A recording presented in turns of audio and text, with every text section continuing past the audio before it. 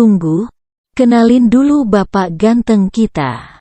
Guru Bidang Pendidikan Kewarganegaraan, Bapak Solihin, S.Pd. Oke, lanjut. Sebelumnya kita telah membahas materi tentang dinamika peran Indonesia dalam perdamaian dunia. Selanjutnya kita akan membahas materi tentang mewaspadai ancaman terhadap kedudukan Negara Kesatuan Republik Indonesia. A. Menelaah ancaman terhadap integrasi nasional. 1. Ancaman di bidang ideologi. 2. Ancaman di bidang politik. 3. Ancaman di bidang ekonomi. 4. Ancaman di bidang sosial budaya. 5. Ancaman di bidang pertahanan dan keamanan.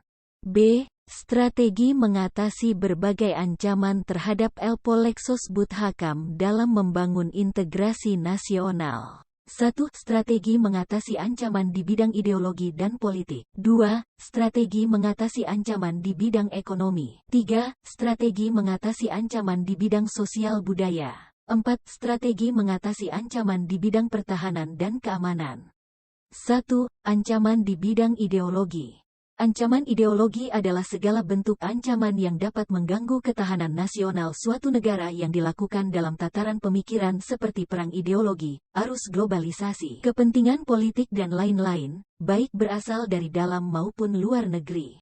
2. Ancaman di bidang politik. Ancaman di bidang politik dapat berasal dari dalam maupun luar negeri. Ancaman dari luar dilakukan oleh suatu negara dengan melakukan tekanan politik terhadap Indonesia. Ancaman separatisme merupakan bentuk lain dari ancaman politik yang timbul di dalam negeri. 3. Ancaman di bidang ekonomi.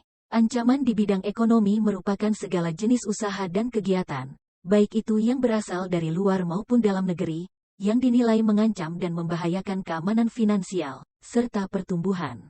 4.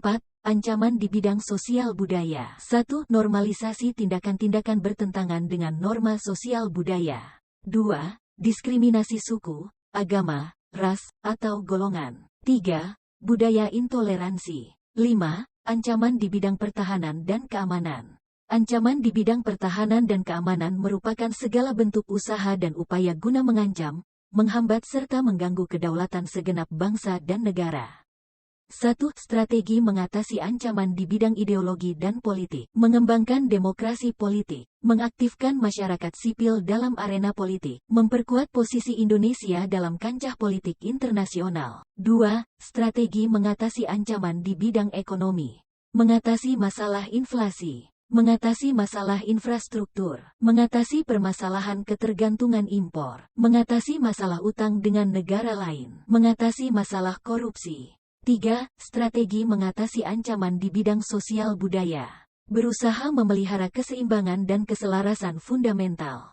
Keseimbangan dan keselarasan fundamental yaitu keseimbangan antara manusia dengan alam semesta, manusia dengan masyarakat, manusia dengan Tuhan, keseimbangan kemajuan lahir dan keseimbangan batin. Kesadaran akan perlunya keseimbangan dan keserasian melahirkan toleransi yang tinggi. 4. Strategi mengatasi ancaman di bidang pertahanan dan keamanan. Strategi yang dibuat mengatasi ancaman di bidang pertahanan dan keamanan tak lain adalah dengan membuat sistem Sishankam Rata. Di mana, Sishankam Rata adalah bentuk upaya dari Indonesia untuk menjaga pertahanan dan keamanan di negara dan mengatasi ancaman di bidang pertahanan dan keamanan. Decide not to wait before you decide not to chase till you call me up just to say I'm out of my head. Terima kasih sudah menonton. Jangan lupa share dan like ya.